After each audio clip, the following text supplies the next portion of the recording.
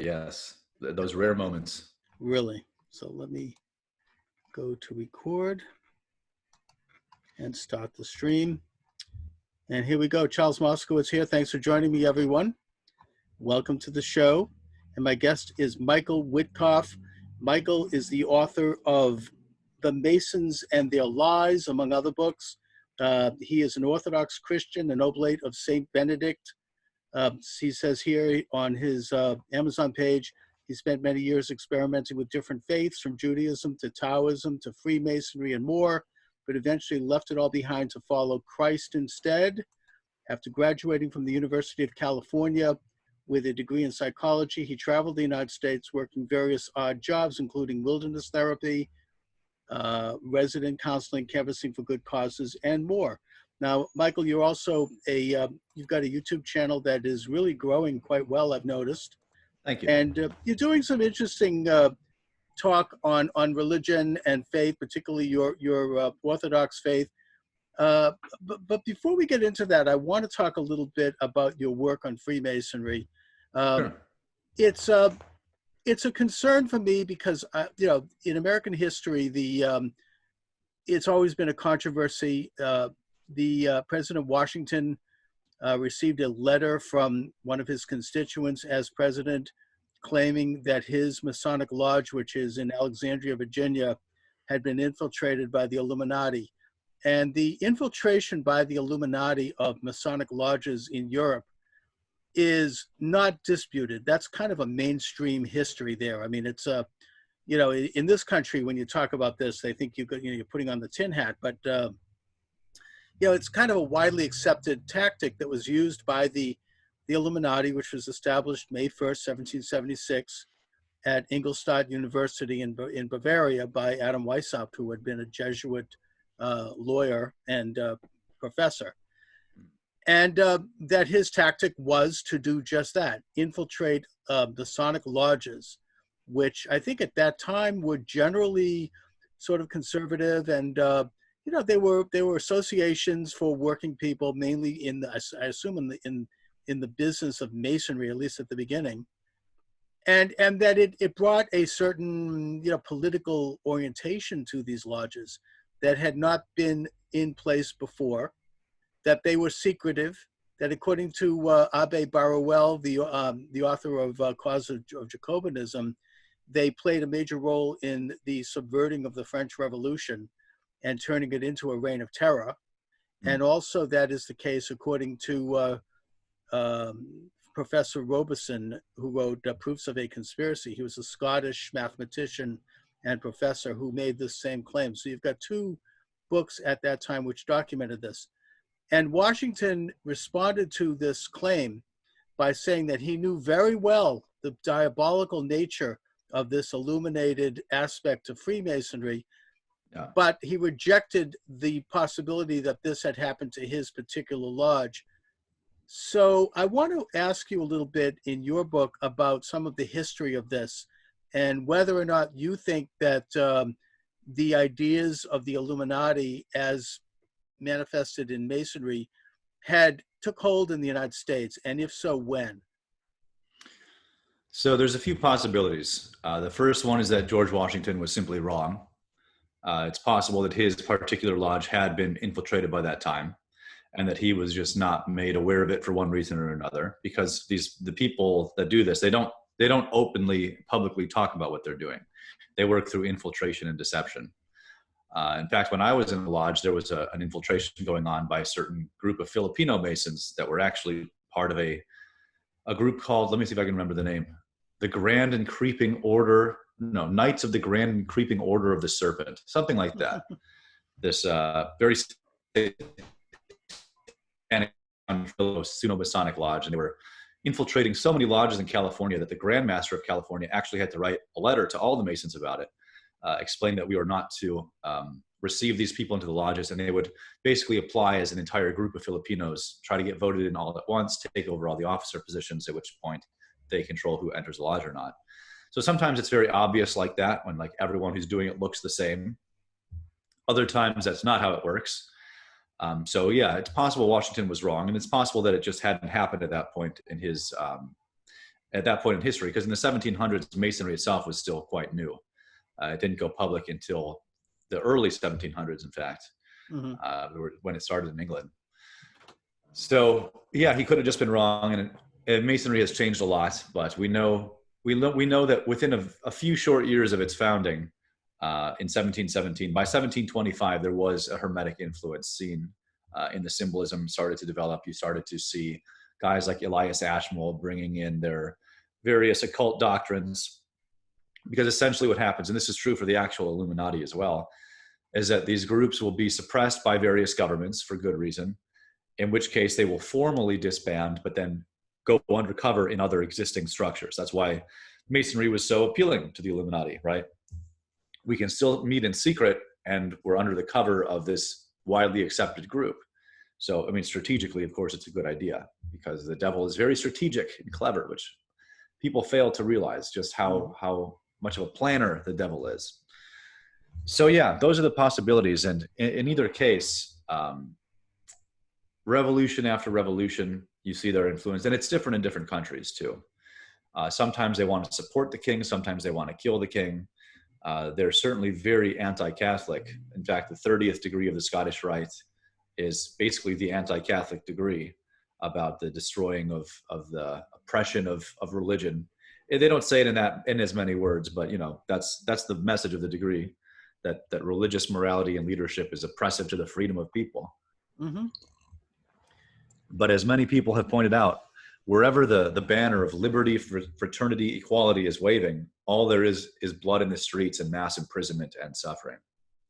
Well, I think that it was James H. Billington, the author of Fire in the Minds of Men, who was one of America's most respected scholars. He was a Russianologist who advised several presidents. He accompanied Reagan to his trips to Russia, and he was the Librarian of Congress, who wrote extensively about the influence of these Jacobin secret societies on the French Revolution, and that he says that they are the ones who coined this slogan, fraternity, liberty, and that what it means is the first part of it, equality, represents the emergence of communism eventually, which finally manifested in the Russian Revolution, that fraternity would become Nazism, and that equality and that liberty was the United States.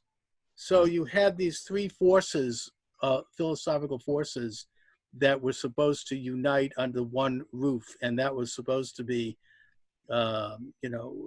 Robespierre's Reign of Terror in Paris.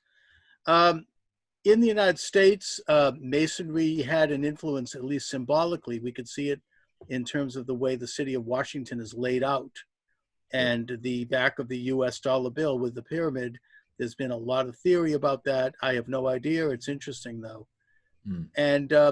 And yet it really became a public issue in the 1820s when Captain William Morgan disappeared after he had broken with Masonry. He tried to reveal the secrets of Masonry.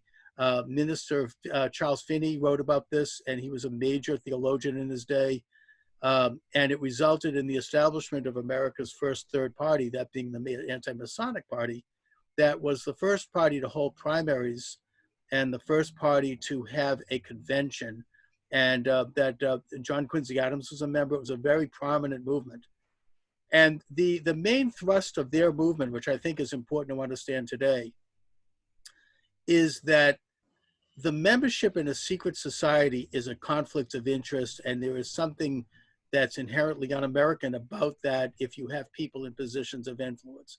Like, for example, if you have a judge who is a member of a secret society who takes an oath to that society, which, if you look at the explicit language, supersedes all other oaths, including an oath to the Constitution and an oath when they enter office, and they have before them a defendant who may also be a Mason, then they're going to give them some preferential treatment because there's this kind of code of secrecy that becomes predominant. So there is a danger to it. There is a conflict to it. Americans have an understanding and a visceral dislike for oath-oriented secret societies. And of course, if you read the oath, it's absolutely hair-raising in terms of what it is. But if you take a look at that aspect and you add to that the philosophy of Weishaupt and the Illuminati, which was to destroy clergy and destroy kingdoms or nation states, and to destroy conventional notions of morality as they emanated from Mount Sinai, and replace that with a utopian, man-made international, rule by some kind of an enlightenment elect that had worked their way up the various steps on the pyramid, then you have to be troubled. And you have to see that this philosophy is very much a part of America's elite today on all levels. What do you think? Well, there was a lot that you said there. I think people are inherently kind of rubbed the wrong way by secret dealings. I mean, JFK, of course, gave the whole famous speech about this, Yes. that they killed him for. And yet, I know that when you reached out to me, you wanted to talk about Judaism and Jewish influence and all that, and that's all very relevant to this conversation too. Mm-hmm. You have the ADL, which is a branch of a Jewish secret society, in the Right, sense the that they don't B'nai tell B'rith. people what they're doing. Yeah. No, which is a Masonic-oriented group. Clearly, it was a Yes. and I'm glad. I mean, I wanted to work my way into that, and Okay. we talked about. You mentioned that they're very anti-Catholic, which is true because the Catholic Church has been the main opponent to the Masonic movement, and that Yes. I think it was a pope in the late part of the 19th century which issued an encyclical that I forget his name, but it was a tremendous expose of Masonry. And as a result, I mean, Catholics were forbidden to join it. They did welcome Jews. I can speak to that personally. My grandfather was involved with that. My father was briefly involved with it, but he got out of it. He didn't like it. And that it had, from what I can gather, a somewhat of a universalist tone, that all people and all religions and all, it's almost communistic in the sound of it. It's there is no objective form of morality. There is no, manifestation of objective truth, even if you get down to the brass tacks, that anything is created by social engineering, that, everything is a social construct. And that this has become the secular belief of society. And so they've had a huge influence. Yes, they have. And this is why people are getting very upset about it, and when they are the ones that control what you're allowed to say in public and on social media, there's a back and forth between censorship, which causes people to get angrier and say angrier things, which then causes more censorship. And like I talked about in my conversation with E. Michael Jones, all they're doing is they're pushing violence a few feet down the line. It's going to be the inevitable backlash, but they can't seem to stop themselves, Chuck. So they'll have no one to blame but themselves when the inevitable happens, if they can't stop themselves from hurting people and then censoring them for being upset about it. Well, yeah. I mean, it's a revolutionary paradigm that they want to create chaos and then march in on the white horse to answer the problem that they caused, the creating the poison and the antidote in the same laboratory. And I do see a lot of evidence of that. I see a lot of evidence of it right now with communist agitation in the middle of these protests for police brutality. And they're going out and they're looting and burning black neighborhoods and saying that they're doing this to bring about injustice against black people. And we're never going to hear the end of it, but we won't hear it. We won't hear it end until the election. There won't be an end to it ever. This is just how this country works. Well, they're ramping it up because they want to take on Trump, and I think that has a lot to do with this. Probably. You talked about do you think that Judaism has been corrupted by groups like the ADL and by Masonic-oriented ideas, or do you think Judaism is itself inherently corrupt in that way? Because I've heard you talk about this a bit. Well, until the incarnation of Christ, Judaism was the religion of God's chosen people, at least for those relatively few of them that followed it. They did kill all the prophets that tried to tell them they were doing it wrong, some of them. But after the destruction of the temple, I mean, Christ came, he was the fulfillment of all the Old Testament prophecies. He was the the Messiah is the Messiah.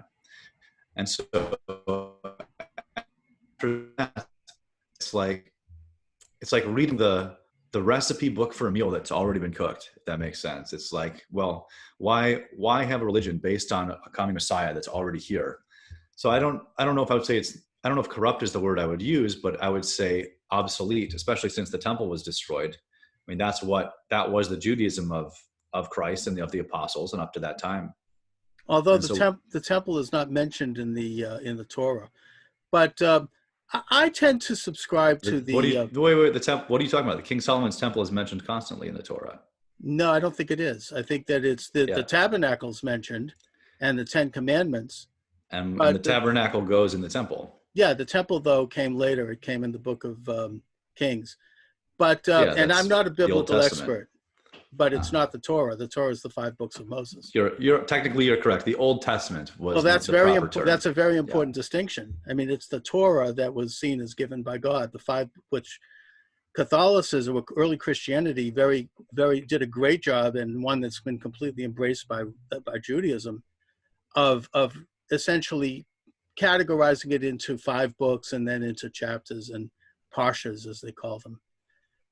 But I tend to subscribe to the dual covenant idea. And I know that this is something that's rejected by both Christians and Jews for reasons that, I guess are obvious. I don't know. But I view the covenant at Sinai between the Lord God, King of the universe, and the children of Israel as forever. And I believe that Jesus himself stated this in the book of Acts. He's ascribed to have said this when asked, that the covenant is forever, and forever means forever. Right. That through the agent, the prophet Moses, God chose the children of Israel to fulfill certain extra layers of observance, if you will, or certain extra commands, so that they can serve God, not try to serve man. That they would serve God as I guess you might say a priestly sect, as people who would have a higher level of holiness and ethics and morals, which are laid out in the 5 books of Moses, and which Christianity completely embraced, fortunately. And that covenant continues forever. Now, you point out that the Jews also killed some prophets and that they were sinners in every generation. And I think that's true. I think that even to this day, Jews and Christians, we could point to them by the millions who are sinners. We're all sinners. True. But the whole narrative from the time of the Sinaitic revelation to today plays out in the Jewish experience, in that it is our struggle with sin, and it's our balance between trying to fulfill the Torah's commandments and to be holier, and then to fall and to be sinners. And I think that if you take a look at Jewish history from that time till today, you're going to find people who are both incredibly holy, because we've been walking with God for a long time, and we've studied God. And if you talk to rabbis, who are Torah true, you might see it. But at the same time, when we sin big. And you have people who really fall away. And I think that has a lot to do with the intensity that is involved with being a Jew. And I think that's always been in play. We're not, it's certainly not a perfect story, because humanity isn't perfect. We're reflections of God. We're not God. That's the whole point of it, actually. Right. What say you? I mean, I didn't hear a question in there. I'm not sure what you're asking me. Well, we're a historical lecture, but no, we're conversing. I mean, it's you made some comments about you asked Judaism being rendered obsolete because of Jesus. And by the way, I want to make some thoughts on that. Jesus has been, I think, starting in the 19th century, has been largely reevaluated by Jewish scholars and Jewish thinkers. I think up until that point, he was viewed as a renegade. But I think really the reevaluation came about from a closer reading of the New Testament, which indicates that he was an observant Jew and that his ministry contained and did not contradict the rabbis of the time or Jewish law. And in fact, he wanted to, his ministry was for Jews and for the world. And that in a sense, I would argue that he was messianic because he brought that ministry to the world in a way that was more palatable than any other Jew could. And to my way of thinking, the whole moral and ethical underpinning of Christianity, what E. Michael Jones calls the logos of Christianity, is because Jesus was a Jew and because he brought Jewish logos to the world through his ministry. Well, he brought logos to the world because he is logos incarnate. That is what the whole incarnation is about. It's he himself is the creator. So, excuse me, he comes down. Obviously, the Jews have been going astray for a very long time. And he comes down to show them what the purpose of the faith always was, which was not a series of external rituals, as if that alone would be pleasing to God, but about the inner disposition of faith and love towards others, and a mercy and justice in a holy way, which Jews, if you look at the modern world today, most Jews, first of all, couldn't care less about the Old Testament. They couldn't care less about the morality of the Old Testament. You find them heavily overrepresented in every form of sin, in every industry in which sin is involved. You find them at the top. And so people look at this and they go, oh, obviously these people don't care about their faith, and yet every single one of them will proudly declare that they're a Jew. So when you see Gentiles upset about this behavior, or what's called in the modern world an anti-Semite, and what do you expect to happen when every time people look deeply enough into an issue, if they find the same people at the top? So when you talk about Judaism today, I mean, what are you even referring to? Are you talking about the Haredi in Israel who are as anti-Zionist and as peaceful as they come? Are you talking about the modern Reform Jews who couldn't care less about morality and in fact seem to take great joy in the proliferation of sin? Are you talking about hypocrites like Ben Shapiro who think tribalism is okay for Jews and evil for everyone else? Or what version of Judaism are we talking about here? We're talking about Jews that believe that the Lord God, King of the universe, is God, is the God of Abraham, Isaac, and Jacob, which I believe with a perfect heart. We're talking about the Judaism that believes that the covenant of Sinai and all of the moral and ethical precepts that represents is forever, and that it's our function every generation to observe to the best of our ability those covenants and to serve as an example for the rest of mankind with our level of ethics. And as far as going back to Jesus, his ministry was very much like that of the prophets. And it was entirely Jewish, this idea of loving your neighbor as yourself and all of the moral and ethical precepts. It's not just waving, incense in a temple. I mean, we have that, and certain Catholicism certainly has that, and that's fine. But there is an enormous moral content to this faith, and it is consistent, and it's been practiced every day from the creation till today without exception. There's never been a day that's been missed. Now, that doesn't mean that there aren't Jewish sinners, of course, and we've talked about that, and they are, many of them are at the it's different than it's different than just sinners. Like, we all have sin, we all have dispositions that are less than godly. We all experience that, but there's a very big difference between that and people like the people who do Tikkun Olam magazine, the people who very openly brag about the harm they're doing to Christian society, and these Jewish people doing this. So you say not a day has been missed with Jews following morality, but who's responsible for all the gay marriage stuff in the country? I mean, they openly brag about being the cause of this. And then Barbara Specter openly brags about flooding Europe with refugees against their will, without their consent, gloating about how Europe's just not going to be the monolithic societies they once were. And she says with that little devil smile on her face, and Jews will be resented because of our leading role, right? Because without this change, Europe will not survive. Europe didn't ask for Jews' help. They didn't ask to be tikkun olam. They didn't ask to be healed from the sin of philia, of being around people who share their culture.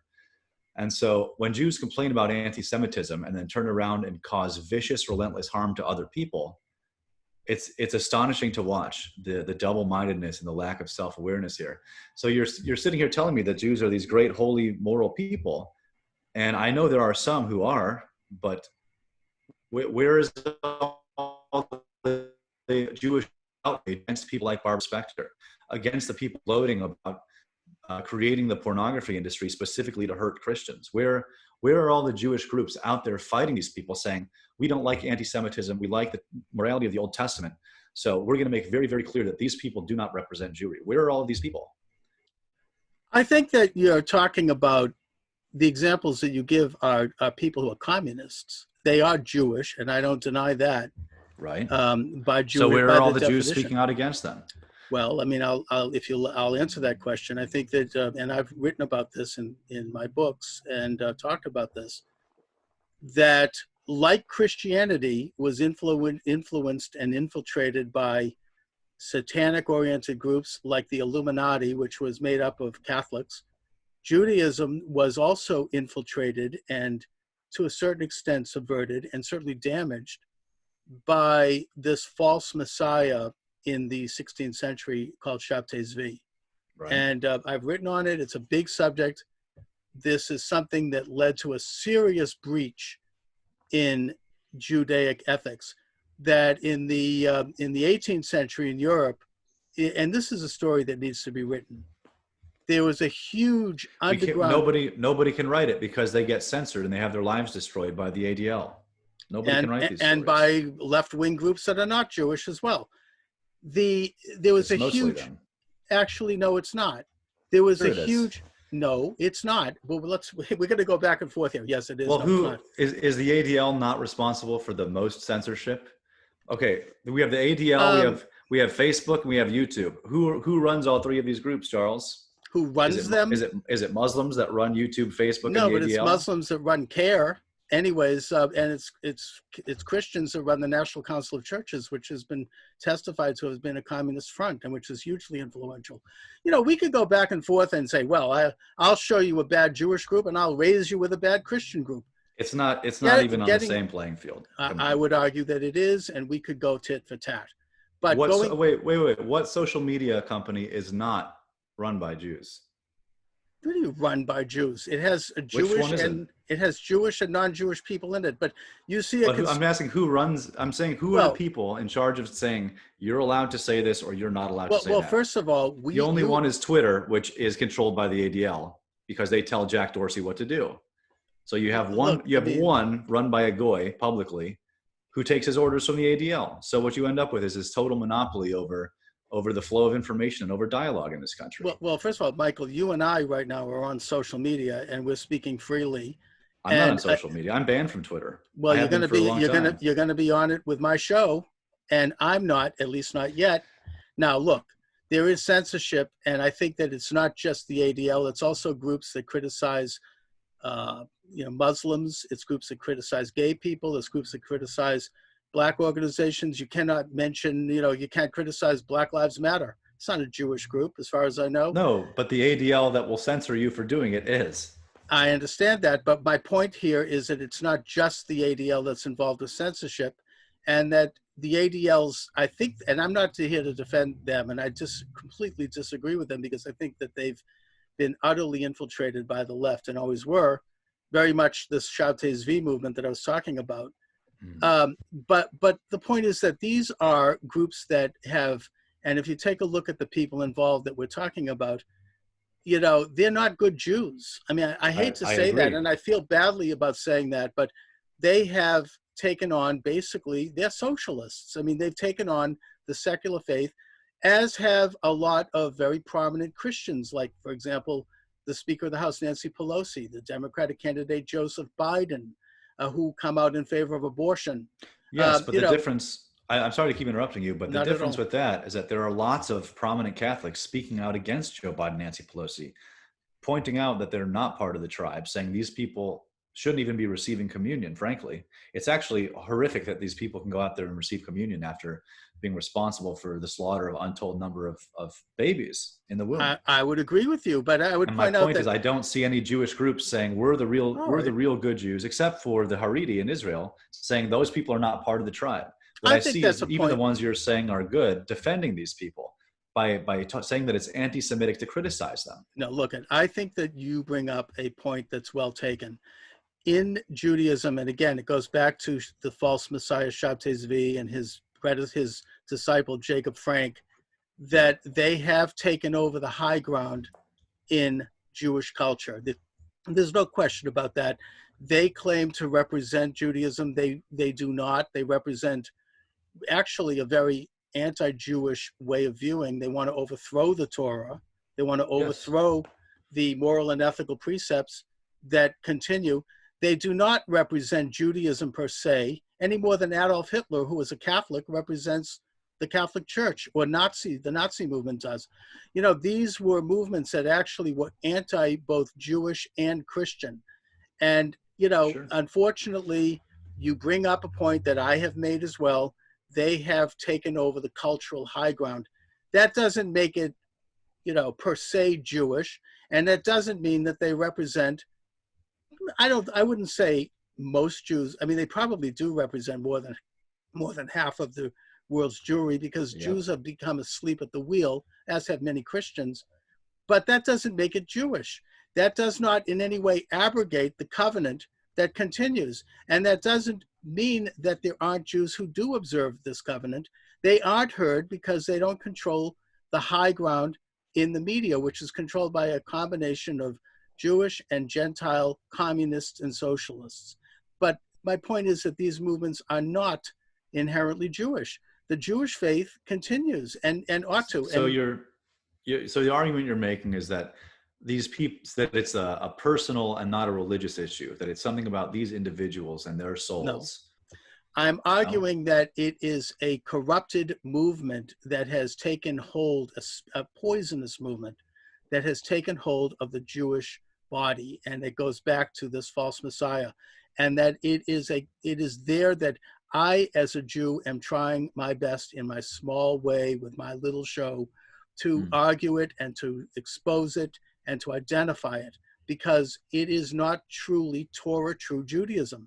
Now, that I doesn't agree with mean, that. Yeah. thank you, and it doesn't mean that there aren't people and even movements that are more Torah true. It's, you know, in terms of understanding the faith, and that rights do not come from these illuminated, enlightened people, that the type that run, you know, the social media. It comes from God, that the Jewish idea remains valid, always has been and shall remain. And by the way, that doesn't in any way refute the ministry of Jesus. I mean, I view that as Yeah, an important, it kind of does though. well, if it does, that's not a Jewish problem. And I don't think it does. I think It's Jesus's it's ministry it's is as the valid ultimate as Jewish ever. problem, is that your Messiah came and you rejected him. That's the ultimate Jewish problem. No, Judaism exists outside of any other faith, whether it be Jesus or Muhammad or anyone else. It is an organic, living embodiment of that covenant that continues. And, you know, and by the way, I didn't want to get into a discussion here Mm. of Christology, because, you know, I encourage Christians to believe in Jesus, and I think it's a brilliant and an amazing faith, and that a Christian does develop, as E. Michael Jones says, logos from that faith. But logos, of course, exists outside that faith, and that's easy to prove. Well, let But me ask you a question. Can I ask you a question? So if you encourage people to believe in Jesus, then what do you actually believe in? Because if someone believes in Jesus, then they don't believe in Judaism, because Jesus was the Messiah of Judaism that the Jews have rejected. So how can you say that both are equally valid? Because that is a mutually exclusive point of view, don't you think? When the whole Old Testament is about Jesus and then he comes and he gets rejected, I don't see how you can say, well, both of these groups have valid covenants. That doesn't seem to make much sense. It's got to be one or the other. thank you. I will argue it in that I believe that people ought to believe in Jesus, because Jesus not only was a loyal and devout Jew, but because his entire ministry, and if you read carefully in all the New Testament, it comes through, in spite of the anti-Semitic aspects, that his ministry brought forth the entire moral and ethical code of Sinai. That's why Christianity embraced what they call the Old Testament. That is what is preached in a Christian church on Sunday. They go over the message. E. Michael Jones talks often about the story of Joseph. That is our tradition. That comes, and the moral lessons that are in every one of those stories is something that Christianity has embraced and that the ministry of Jesus has brought to the world. That's why I say it's a great thing that Christians believe in Jesus. Whether he was the Messiah or not, that is a Christian question, and I respect that, and I leave that up for Christians. I don't discourage that. Neither do I condone it or condemn it. I think that it is a Christian matter. But the important thing to me, not only as a Jew, but as an American who supports Western civilization, is that his ministry has brought about Judaic values, Judaic logos, if you will, to the entire Western world, that it is the foundation of the United States. And I honor that. That's why I call the United States a Christian nation, because it embraced the moral and ethical precepts of the Torah. Interesting. Well, what do you mean by, I probably know what parts you're talking about, but what parts of the New Testament, you know I'm Jewish, right? You know I converted from Judaism. Yes, I do know that. So what parts of the New Testament do you find anti-Semitic? Like, what does that word mean? Thank you for asking. A lot of parts of it, and I don't think that, I think these things were put in there at a time in the early centuries of Christianity when the two faiths, which emerged from the destruction of the temple, and that was Christianity and Judaism, were at odds, and that they were fighting each other. And you had some nasty things written about and said from both sides to the other, unfortunately. That's fair. And I think that that's why you had someone insert into the book of Matthew this comment that the Jewish, I don't know if it was the rabbis or it was someone at the site of the execution of Jesus saying, may his blood be on our heads and on the heads of our ancestors. That is not a Jewish idea. They wouldn't, I don't believe that a Jew would think that, because that, first of all, completely contradicts the Torah, which says that you are not guilty for the sins of your father. You are to be judged because of who you are. So I think that somebody in maybe the first or second centuries inserted that slogan as a way of condemning Jews and as a way of combating Jews in this struggle. There were a couple of other things like that too, like the comment in the book of John in which it's put into Jesus's mouth that he said something about you being the spawn of Satan. Now that's clear anti-Semitism, because spawn means that you're going to carry that sin because of, you know, from your father to your son to your grandson and in every generation. Again, a very un-Jewish idea, one that would not have been spoken of by, I don't believe Jesus would have said that, because Jesus wouldn't think that way. I mean, he would have been saying that he would, if he said that, then he would have been condemning his own mother and himself. Because but generational curses are absolutely in the Old Testament, about the sins of the father being carried out on the son and the grandson. That's definitely in the Old Testament. But that is a Jewish idea. All right, well, wait a minute. It may be in specific cases, but it stops at the grandparents. And that's, you know, this is in the book of Deuteronomy, that when you reach the third generation, it no longer continues. So this whole idea that an entire people is going to be condemned and cursed because of an event that happened at that time, that is not only is it not a Jewish idea, but it's not something that is likely to have happened, I would argue. And I would also point out— Don't you believe that all of humanity fell because of the sin of Adam and Eve? Yes, I do. Okay, well, that didn't end after 3 generations. That's still going today. So it's actually, not only is it a Jewish idea, it is the ultimate Jewish idea that the sins of an ancestor affect the lives and the internal inclinations of the descendants. And the reason the Pharisees said that, well, that's literally the beginning of the book. Yeah, and I think that's an example where the entire tone is set for man's fallen nature. That from that incident emanates this idea that it is a sin to claim, as Eve tried to do, and then she brought Adam into the conspiracy, that man could replace God in heaven. That, in other words, you can know good and evil, and that you can be as God. And that created a conflict in man that we have had to deal with ever since, because now we have a dual nature. We have an understanding that there is an immutable truth that emanates from God, but we also have a rebellious side to us, and every human being does, that seeks to rebel against that idea and sin. And that's set the stage. That doesn't mean that entire peoples specifically are forever in sin. And the idea that Jews would say that in Roman times. We don't know because neither one of us were there, and the New Testament is not presented by Christians like the Torah is as the Word of God. It is written a century or so after Jesus's death. No, So, I think that that's not accurate. Oh, you mean it is viewed as the absolute Word of God? Absolutely, yeah. So basically, Okay. after Pentecost, you have the church officially founded on Pentecost, right? When the Holy Spirit descends on the apostles and all the disciples that are present. And then 20 years later, so there's 20 years of the Christian church, and then Paul starts writing his epistles in the mid 50s, early to mid 50s CE. Then when he gets killed, then the other apostles start writing the gospel accounts. So all of the New Testament writings were done by the end of the first century. It took the church a few centuries to canonize them officially, which was mostly combating various heresies. Other people were coming up with like Marcion's canon, and other people saying this is one of the books. No, this isn't. This is scripture. This isn't. So the church eventually, this is why they called all their councils, was to dogmatize things so everyone would know what Christians believed and what they didn't. But this idea that it took hundreds of years to write the scriptures is wrong. Everything was done. The revelation of John was written by the end of the first century. Okay. But are you suggesting then that the New Testament is the literal Word of God?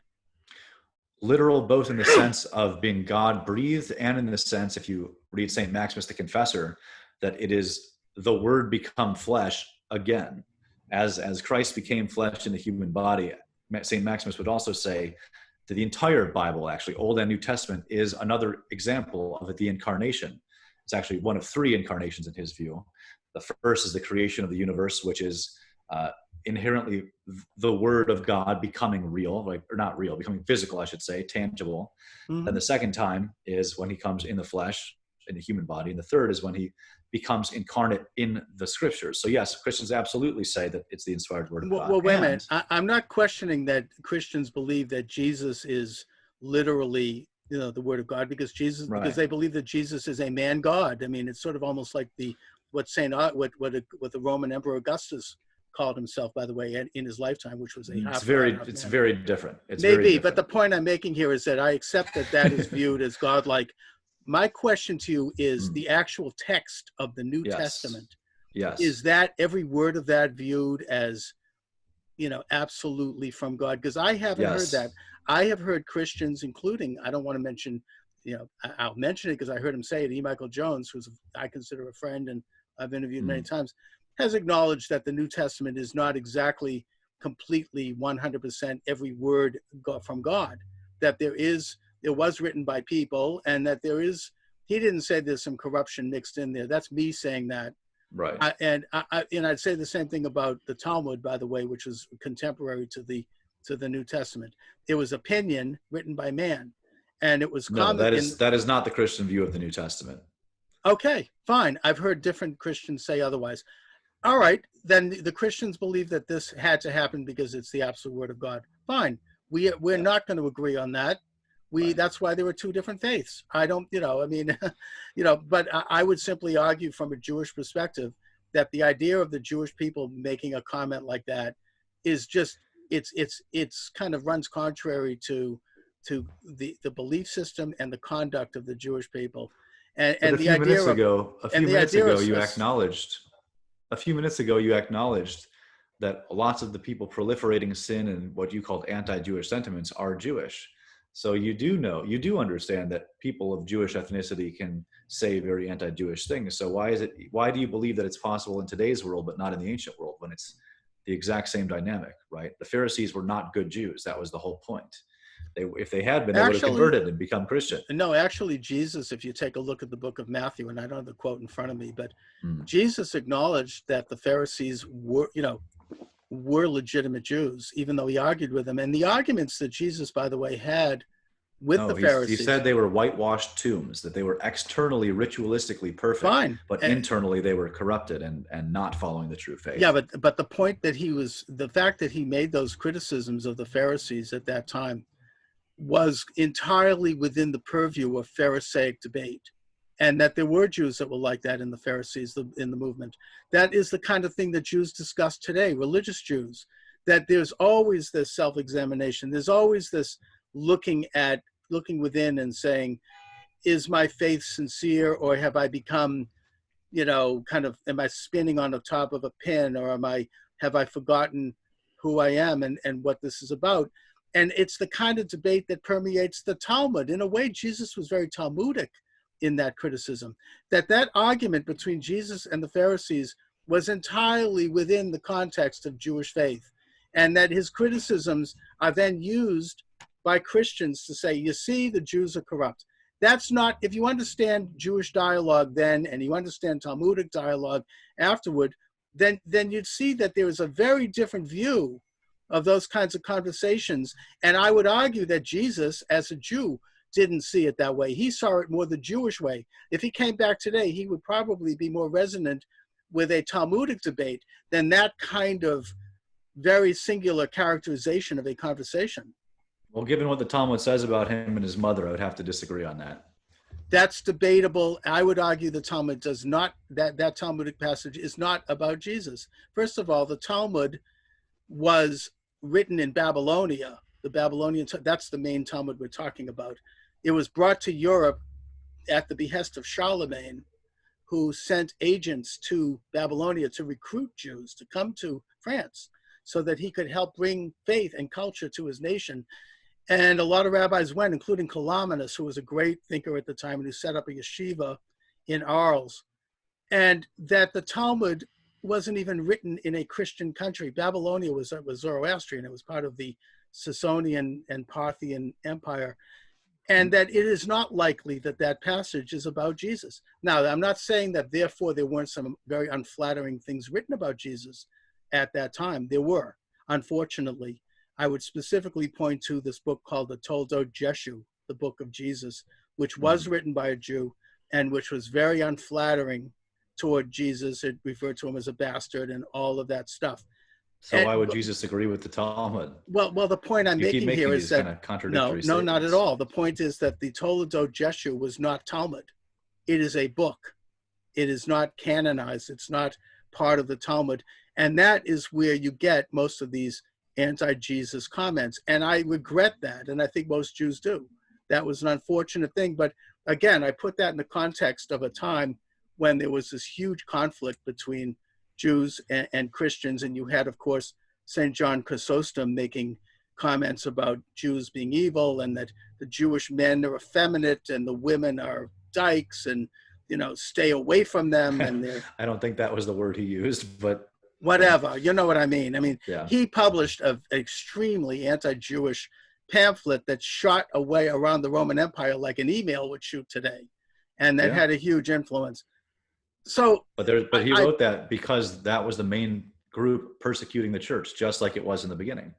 If you read the book of Acts, no, he came after. First of all, I believe he came after Constantine. So Christianity, yes. So Christianity was already the state religion of the Roman Empire. How could Jews be persecuting Christianity at that point? The same way they are today, by subverting the morality and trying to force sin into the throat of Christians. Oh, I completely reject that. I want to be on record as saying that the Jewish people and Judaism is, I would argue, quite the opposite. I think it has given a moral backbone to Christian Europe for centuries. Goodness. I think that had it not been for the Jewish people in Europe and the rabbis, Christianity probably would have slid into the more paganistic side of Christianity. I think that it was the Jewish people. So the Jews are the greatest ally, huh? I've heard that one before. I think that but I would argue that Judaism, as it was practiced and as it was preached, provided a moral backbone. Even St. Augustine acknowledged this, that it provided a moral yardstick, if you will, for Christianity to measure itself against. And that Christianity also added a lot to Judaism. I'm not saying that's not true as well. But I think you're not seeing the history of conflict between these two groups as clearly as the scriptures describe. And we could talk about the conflict right up till today and right up to the Nazi movement. Well, if you look through the book of Acts, it's the same dynamic that's been going on since the book of Acts and today, where you see the conspiracy to hurt Christians and harm Christians. That's been, Jews have been kicked out of 109 different countries for the same reason. Are you saying that they're all just wrong? Yes, I am. I reject that. 109 Okay, wait, let me ask you a question. Let me ask you a question. Sure. So you went to high school at one point, right? Mm-hmm. Okay. So if let's say that one day in your high school, a guy named Sam shows up, a new student, and you say, "Hey, Sam, how's it going? You're new here. I want to make friends with you." And Sam says, "Oh, it's not going so great. I've been kicked out of 109 other high schools." And what would you think? Would you think, would you think that Sam had done something wrong, or is everybody just an anti-Samite? It's obvious to me why Jews were expelled from different countries. It's Why is because that? it's because they were living in the house of a dominant faith, whether it be Christian or for that matter Muslim, and that they were minorities and that they were thus vulnerable. They didn't have the same rights as Christians.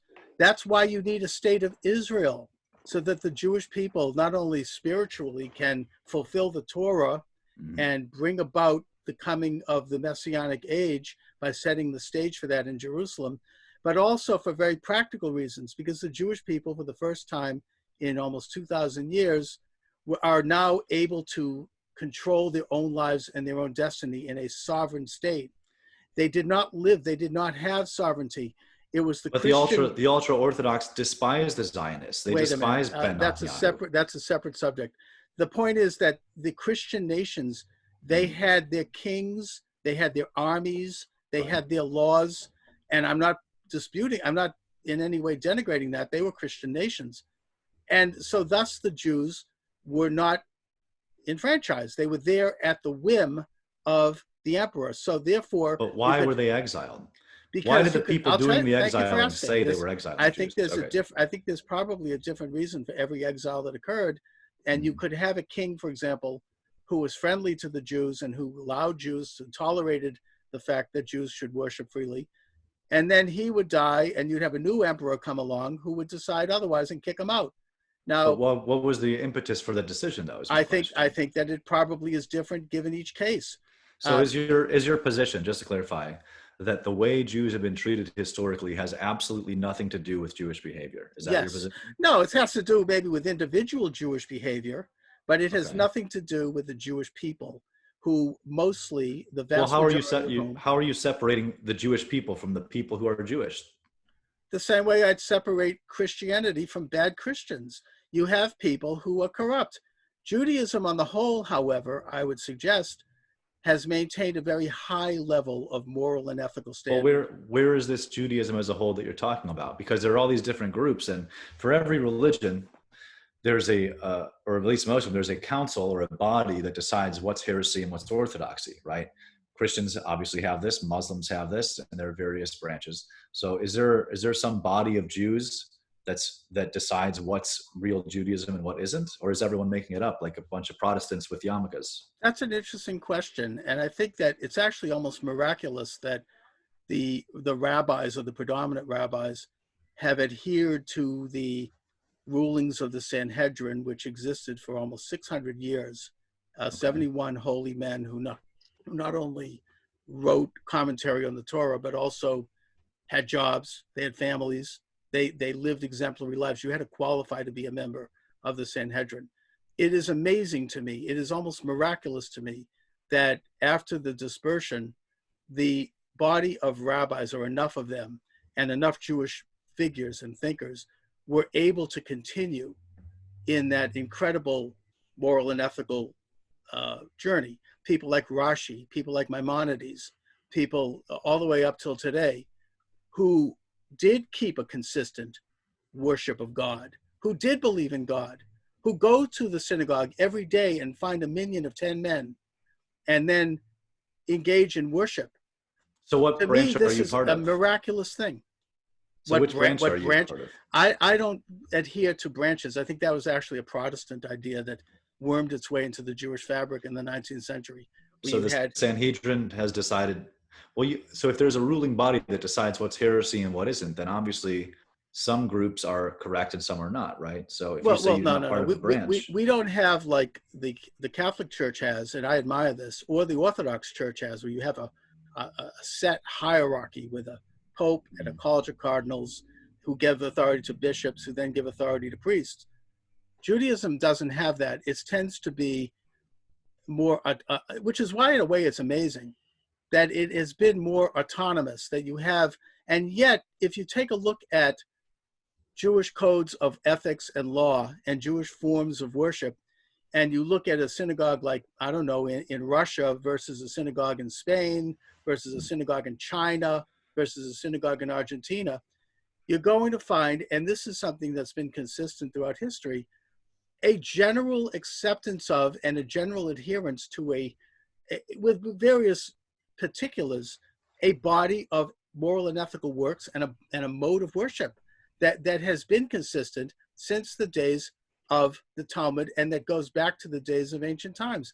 It is an amazing thing. I mean, can you see that that is almost miraculous that has happened, and often under very adverse conditions, I might add, in countries where they were trying to, as you say, interrupt and drive Jews out and forcibly convert Jews and accuse Jews of all kinds of things that murdering children to make matzah and this sort of stuff.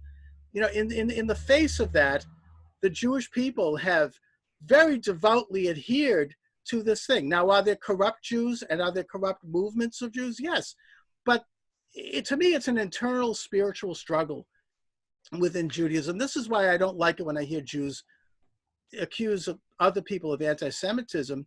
We have to put our own house in order. We have to get back to who we are I'm trying to do that. We have to get back to who we are as believers in God and in God's No, I'm saying Torah. You just accuse the New Testament of anti-Semitism. Well, there is some anti-Semitism in there, but I can't do anything about that. All I can do as a Jew is try to look within and try to help bring the Jewish people back to our mission ordained by God at Sinai. Well, I respect that you are attempting to live by the Old Testament Jewish morality. Mm-hmm. I respect that. I have a couple questions for you. What percentage of Jews would you say are these heretics that are going out there and being problem makers? I would say probably about a third of the Jewish body is heretical and is up in a state of apostasy. Again, I'm not denying that they are Jewish by the definition, but if you're going to go out and promote abortion or pornography and this kind of stuff, then you're running against every moral and ethical precept of the Torah and the Talmud, and that you are not, you're turning your back. You're trying to overthrow. You're acting like Adam and Eve acted in the Garden of Eden. You're trying to overthrow God. Right. This is something that, frankly, most Jews don't understand, and I am trying to do my best to bring that up. So you say. So you acknowledge that a very large percentage of Jews are open, unrepentant sinners, right? What you call heretics. And at the same time, you say that the response to Jewish communities that have been had throughout history have nothing to do with Jewish behavior. But I think there's a missing link here in your thought process, because if you can acknowledge how many Jews are doing these horrible things, and I know you're a conservative politically, so you understand that the way people are treated generally has to do with their behavior, and it's not the narrative that we're taught in America.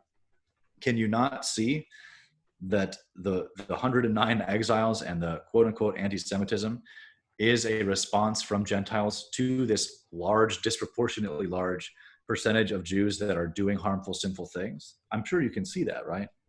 I would argue that the percentage of Jews that are doing harmful and sinful things is probably about the same as the percentage of Christians who are doing harmful and sinful things. That wasn't the question, though. My question was... Well, I want to just establish that before I answer your question.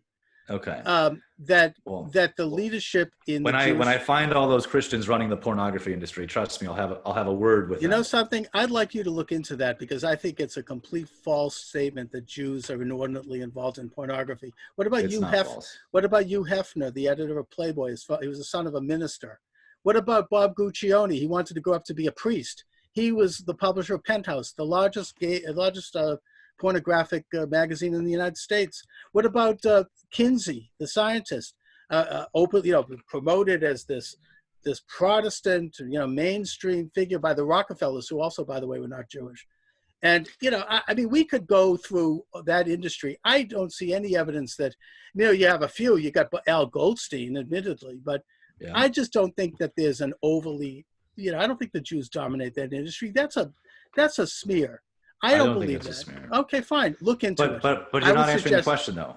But you're still avoiding my question. Go back to the question. Okay. The question was, can you see, so by your own admission, 30% of Jews in your estimation are these heretics, according to you. So can you make the connection between the way those heretics behave and the way other people respond to Jews in ways that you're calling anti-Semitic? Can you acknowledge that people look at those Jews who loudly proclaim their Judaism and say, well, these people doing this stuff are Jewish and I don't want this in my culture, so I would like them to go away? Can you acknowledge that there is a connection between the behavior and the response? I would say that, again, the same percentage exists in You're still avoiding the question. Well, no, if you'll let me get to it, because it's, why single out the whatever percentage of Jews who are corrupted if you got the same percentage of Christians who are corrupted? It is obviously, and by the way, most of these people do not proclaim their Jewishness. A few of them do. Oh, sure they do. They're all over Twitter, loudly proclaiming. Sometimes they're white when they want to hurt white people, and then all of a sudden they're Jewish when they're right. And you can get the same number of non-Jews are engaging in the same sort of thing. But this is fascinating to me that you can't give a simple yes or no to this question. No, because I think it's a wrong thing for you to blame the Jewish people and justify things like expulsions and holocausts because of a percentage of Jews who have been bad. To me, I would suggest that Christians who want to blame Jews for these tendencies, they need to look in their own house. I'm trying to look at the Jewish house and point out corruption here. Christians, rather than trying to focus the blame on Jews and say, we're justified to persecute Jews and to put them in gas chambers, they should take a look at their own house and put it in order. That's what I'm saying. You're still not answering my question. No, that is my answer. No, you're my doing answer everything is you can to avoid answering it. my answer is as clear as I can be, and I'm trying to be very clear here. The answer is put your own house in order before you try to blame the Jews for corruption in your societies. But you yourself acknowledge that there is 30% of Jews doing this stuff. And 30% of Christians. And by the way, that means a lot more Christians. The idea that you're making these numbers up is beside the point. I'm estimating it's probably less than that. I don't know. I find it odd that you cannot acknowledge the connection between how people behave and how other people treat them. That's a very basic tenet of conservatism, is that the cops don't interact more with black people because of hatred for the skin color. It's because of criminal behavior. This is something very obvious that every conservative fundamentally understands, including black conservatives like Candace Owens. No, I think still. Not at all. I think conservatives understand that individuals ought to be judged by who they are, and that groups or philosophies and ideologies ought to be judged by what they are, and that the people involved here are not espousing the Jewish faith and Jewish philosophy, even if they claim they are, any more than the satanic movement is advocating the Christian philosophy. But can even you though it's process an entirely satanic thing? I know, but can you acknowledge that, let's say you were a Gentile, right? And you see someone forcing open borders, pornography, abortion, and feminism, and gay marriage into the laws of your city, and they're loudly proclaiming their Judaism. Can you acknowledge why that person would see that and assume there's a connection between the behavior and assume that the it's faith? all Jews instead of looking at the same person? Can you acknowledge that people see that and get upset? I think that's prejudice. I think that they could take a look at the bigger picture and see that you could mention just as many Christians who are advocating the same thing, and not say, well, I'm going to condemn all Christians and drive them out. We could take a look at just as many Catholics, maybe not so much Orthodox, but who are advocating. I'm sure there are. Should we therefore condemn Judaism per se as a faith and the entire body of the Jewish people because you have a percentage of Jews who are advocating things that you don't like and that are corrupting? You're still conflating ideas and not answering the question. Let me just get into what you're saying here. Okay. You're saying, and it gets down to this, that because the Jewish people did not accept Jesus as the Messiah, and because some Christians believe that the Jewish people were responsible for executing Jesus, therefore we are fundamentally corrupt. And when a Jew acts corruptly, that proves that the entire Jewish people are corrupt, and therefore Christians are perfectly entitled to engage in atrocities against Jews. And I said that. literally zero of those words. No, but that's I would argue that that's when you get down to it, what you believe and what you're saying. And no, I reject I just asked that. you a simple yes or no question that you Yeah, have yet and to I've answer. answered by saying that this is where that question comes from. The Jews can be Right. expelled, and because they are corrupt. Because, and by the way, you did start with this. The Jews, their covenant is no longer valid because they didn't recognize Jesus, and therefore Right. they are corrupt. Therefore, when you have examples of this, you're adding all these therefores and putting all these words in my mouth that I didn't say. Well, all to avoid a simple yes or no question. No, the answer is no. The Jews are not corrupt, and the Jews are fulfilling the covenant of God, and that the fact except for when they're not, but that has no impact on how except when that. individuals are not, and individual Christians are not, and the Jews cannot be held responsible as a faith. There's a missing link in this chain here, Chuck. Not at all. The Jewish faith remains what it is. It's there for anyone to understand. You can study, and I wonder why you never did this when you were looking for religion. Study with Torah true rabbis. Go to a synagogue. I was raised Jewish, Chuck. I was in a synagogue every Sunday. Very secular Jewish. You didn't study legitimate Torah true Judaism. I was bar mitzvahed. I learned my Torah portion, my Haftarah. I went to Hebrew school. I did all that. And you still rejected Judaism after that? No, I have completed Judaism. I am now a fulfilled and completed Jew. You converted to Christianity. I have fulfilled Judaism in the Jewish Messiah, who came to fulfill the Old Testament, which is entirely about him. And now I am a completed Jew. This is the end goal of what Jews were supposed to be. They were supposed to accept the Messiah in faith and in love, and have the spiritual scales removed from their eyes and be enlightened by the Holy Spirit. That is what it was always supposed to be. The prophets had the Holy Spirit.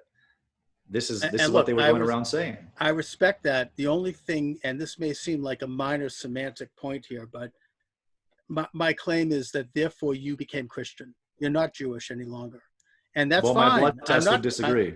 People say that sometimes. I was just called an ex-Jew on Right Wing Watch, actually. What do you mean? I was referred to as an ex-Jew. If a black man becomes Christian, he ceased to be black. No, actually, I am Ashkenazi. That is my ethnicity. 100%. That's your ethnicity. I talked about this. Let me just convey this. Okay. I actually had a conversation about this with a rabbi because many years ago I had a controversy on my radio show with someone who was a member of a group called Jews for Jesus. And it was a controversy that ended up making the newspapers here in Boston, where I live. And I consulted with the rabbi about this, and I said, is someone who converts to Christianity as a Jew for Jesus, but who claims to be a completed Jew, are they a Jew? And his answer was, yes, they remain a Jew, but they're an apostate. And so that's what you are. You're a Jew, but you're an apostate, which is fine.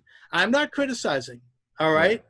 I mean, so yeah. I'll accept that. I'll wear that badge. And what that means is that if you're a Jew and you don't believe in anything, then you're still in the fold. But if you actively believe in another form of worship, and in the case of believing in Jesus, that would constitute that, then you're an apostate from a Jewish perspective, which does not mean that you can't come back to Judaism and you don't have to reconvert. Now, if you're a Christian, you sound like my mom. Okay. And if you were born Christian, then you do have to undergo conversion, and Judaism does not proselytize, so we're not advocating that anyone does. But if you were born a Jew, then yes, you're a Jew, even though you're an apostate, and you could come back to Judaism without any form of consequence. So that's my answer to that. Anyway, Michael. Except for eternal damnation, yes. Eternal damnation. I actually grew up with that, Christians telling me that I was going to burn in hell because I believe in Jesus. So the Orthodox do not take this Protestant approach of everyone who's these not were Catholics. Is automatically condemned. These were Catholics, and I grew up. As far as I know, they don't take that position either. I'm a little old. No, they do, and I'm a little older than you. But I remember growing up in an entirely Catholic area. I mean, you could even say I'm culturally Catholic because I didn't know too many Jews, and I remember people believing that I would be going to hell because I did not believe in Jesus, and because my people had killed Jesus, and that I would be up to my neck in excrement forever because I was not Christian. Now, have you read the Divine Comedy by Dante? No, I understand that he has the various circles of hell. Yeah, It's an interesting book. I should read it, but it's phenomenal. I think you would be in the first circle, which is limbo, which is the place for the virtuous pagans, which is people who had morality and were good, virtuous people, but did not have Christ. In which case, they're not suffering in the Divine Comedy. They live without either suffering or hope. So that's kind of well, like the most pleasant layer. I understand that, but I mean, Inferno. you wouldn't deny the fact that maybe not today, but over the centuries, Christians did view people, Jews and probably other non-Christians, as people who were going to burn in hell for eternity. And well, that is what the Bible says. But we all say, right. the Orthodox Well, say it's not up to us. It's up to God. My answer to that is that I will be in hell with a lot of very holy people who I love, my relatives, my old uncles and aunts, people who lived good, righteous lives, and heaven will be filled with Adolf Hitler and other people who profess Christianity. Why? He was a Catholic till the day he died. Now, I don't think that's true. it is true. You could look that up. That's historic. He maintained in Germany you have to get a card which declares he believed in something called positive Christianity, which was just secular atheism using the word Christianity. He was a registered Catholic, and he could have unregistered, but he kept that registration until the day he died. That doesn't mean anything. You don't know that. I mean, and I don't know it either. We don't know what was in his heart. The point is that you have a lot of very bad people who claim to be Christians. And well, sure, I'm not. I wouldn't deny that. Okay, fine. And those people are in heaven, and I say good luck to them. Look, it's. I didn't say those people are in heaven. We're not. According to the Orthodox Christians, are not Protestants. According to we don't have this. All Christians are automatically saved. All non-Christians are. So then, if somebody accepts Jesus, then they go to heaven. Isn't that the Christian belief? Isn't that the gift of Christianity? You get to be saved if you believe in Jesus. So the incarnation and resurrection open the gates of paradise as a possibility for us. If you believe in him and you are on the path and you obey the commands and you live the faith as best you can, then we do indeed live with the hope that we'll go to heaven. We do not use the past tense that Protestants do of saying, I have been saved. We don't say that we've achieved the prize before while we're still in the flesh, essentially. Now, whether we have or not is almost immaterial, because the point is to remain humble and not to get full of spiritual pride, not to say, well, I'm already saved, so I can do whatever I want, which many Protestants will do. They'll say, well, yeah, I live in fornication, but I'm saved because I believe in Jesus, so it's fine. We absolutely don't. We don't believe that grace is a license to sin. So the Orthodox, in the New Testament, the word saved is used in 3 different time tenses. It's past tense, we who have been saved. Paul also says, we who are being saved and we who will be saved. So if you ever hear Orthodox talk about time tenses of salvation, it's usually in those 3 different ways, where we've been saved from the certainty of death by Christ conquering death. We are being saved through sanctification and our obedience to the church and to Christ's teachings. And we will be saved, hopefully, but obviously we can't know our eternal state until we're already there. And in fact, I forgot what saint it was. One of them was on his deathbed, and he saw a bunch of angels like coming to welcome him to heaven. And he recognized that it was actually a demonic trick. They were just trying to convince him that he was already holy and perfect. And so he rebuked that delusion. So our stress is always on humility. We never say, I am saved. We never say, I have attained the fullness of what Christian faith is. Because all we can process on earth is still, the holiest person on earth only still understands an infinitesimally small percentage of what the true body of Christ is, which is the whole heavenly host of the angels and the saints. We see through a glass darkly, as the Apostle Paul says. So even Paul, who considered himself the chief of sinners despite his big conversion, acknowledged that due to the limits of the human senses and our lack of true self-awareness, we can only see through a foggy glass, essentially. We don't know entirely what's waiting for us on the other side.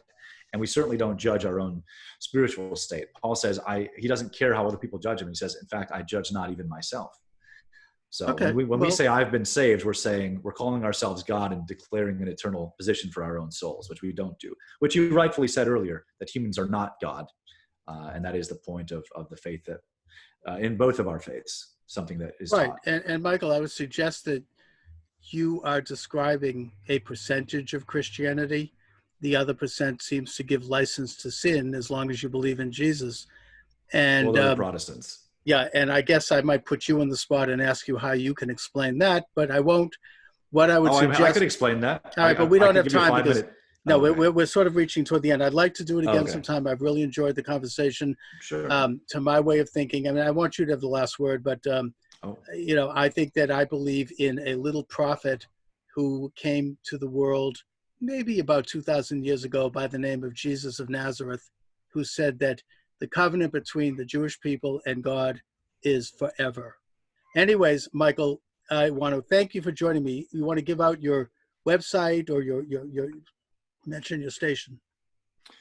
Sure. So I don't have a website, but my YouTube channel, Brother Augustine, is growing every day. I do lots of videos on there. I did one last night. I'm going to do one today in a couple hours. My book, Every Christian Needs to Know, has been a bestseller in 4 different categories on Amazon. It was a bestseller yesterday. I don't know if it still is today. I haven't checked. Some days it is, some days it isn't. But I was a Freemason. I was a Satanist. I was an occultist. God pulled me out of the lodge, and then I testified against all those things so that other people who are in a state of either delusion or curiosity, if they want to learn why Freemasonry and the Christian gospel are incompatible, I would say check out On the Masons and Their Lies.